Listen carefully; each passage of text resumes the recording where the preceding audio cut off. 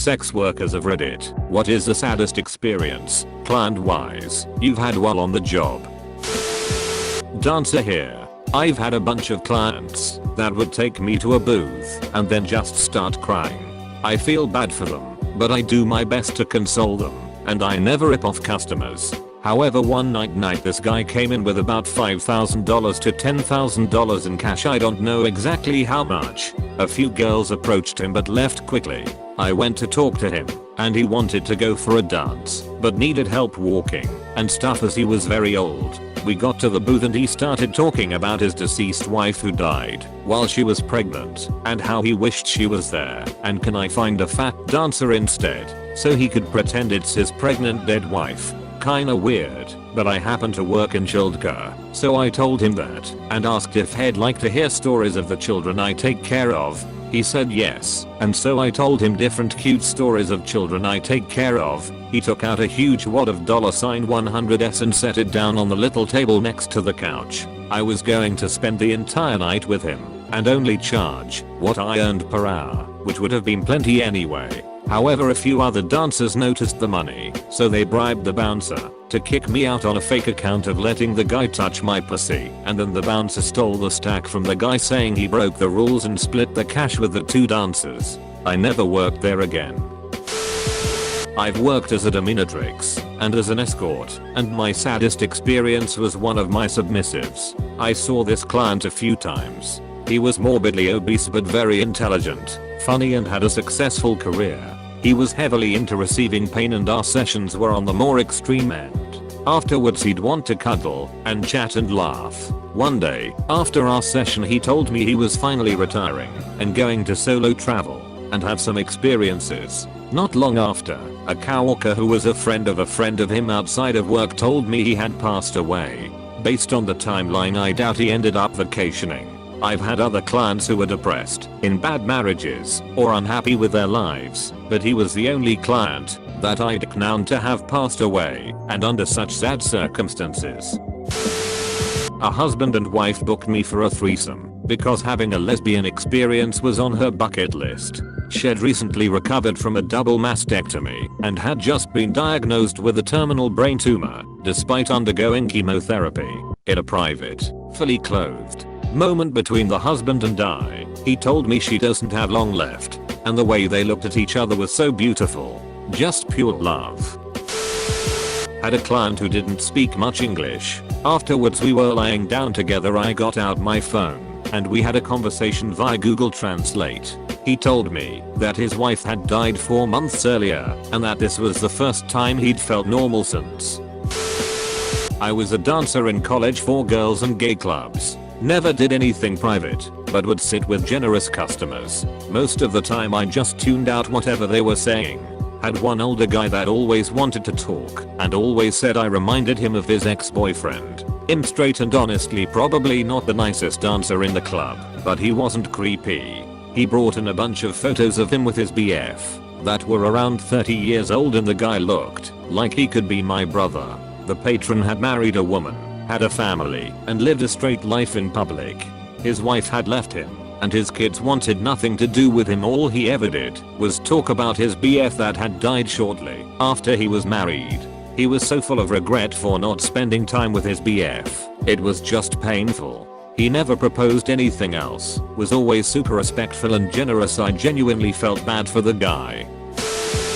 He had a spinal injury and was basically trapped in his body. Could barely speak and move. His mother booked me. I was told I'm going to be the last person he had sex with, since he was planning on euthanasia later that year.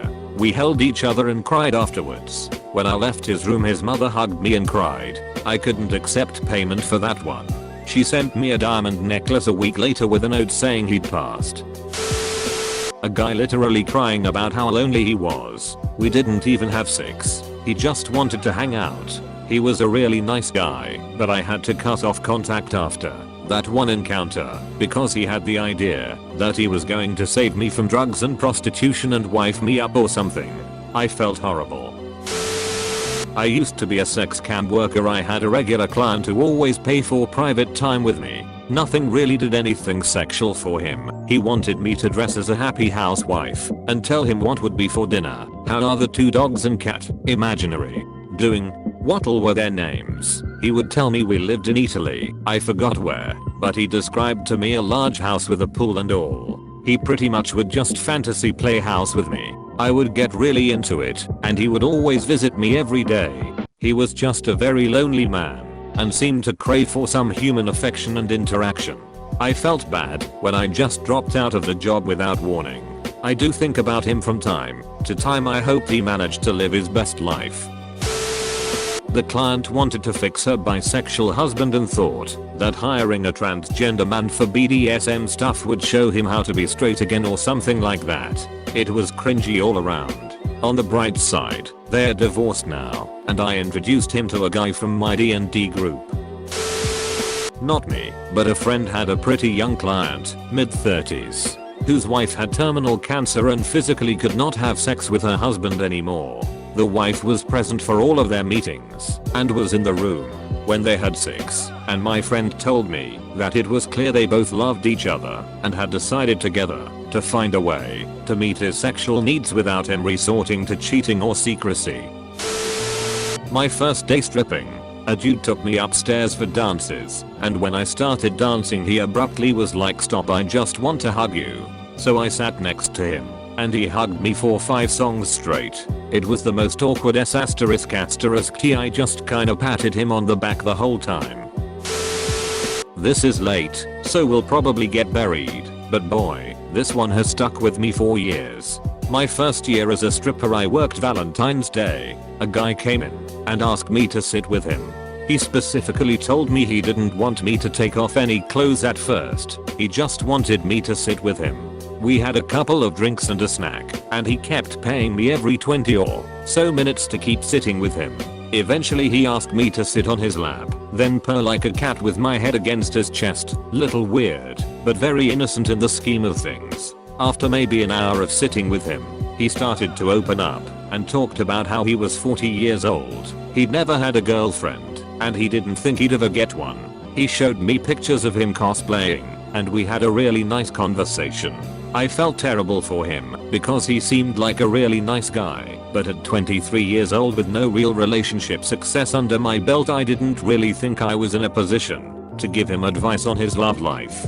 He was a larger guy and maybe a little shy, but he was a good conversationalist, funny, he didn't smell bad or anything like that, and I just felt so bad that he considered himself incapable of finding love. He ended up paying me $1,000 for spending a couple of hours with him, which was the biggest payday I'd seen at the time. I never saw him again, but I hope he's doing great and is happier now, whether that includes a girlfriend or not. Ahem.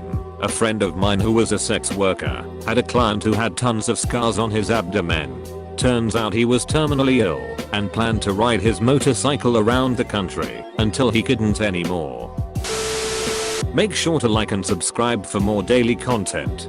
Thanks for watching.